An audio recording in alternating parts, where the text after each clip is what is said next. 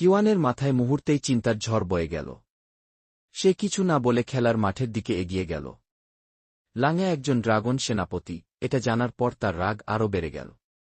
সে সিদ্ধান্ত নিল, যেভাবেই হোক এই লোকটাকে শিক্ষা দেবে। আমি তোমার সাথে তরোয়াল বাজিতে লড়তে চাই, কিওয়ান দি কণ্ঠে বলল। সবাই চমকে গেল। লিলিং ও লিওনি দৌড়ে এসে কিওয়ানকে আটকানোর চেষ্টা করল। কিওয়ান, এটা করো না। তুমি জানো না সে কতটা শক্তিশালী। কিন্তু কিওয়ান কারো কথা শুনল না। লাঙা কিওয়ানের দিকে তাকিয়ে রইল। তার চোখে এক ধরনের কৌতূহল খেলে গেল। কিওয়ান তরোয়াল দিয়ে একের পর এক আক্রমণ চালাতে লাগল।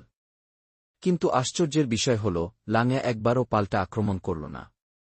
সে শুধু কিওয়ানের দিকে গভীর দৃষ্টিতে তাকিয়ে তার প্রতিটি আক্রমণ এড়িয়ে যাচ্ছিল।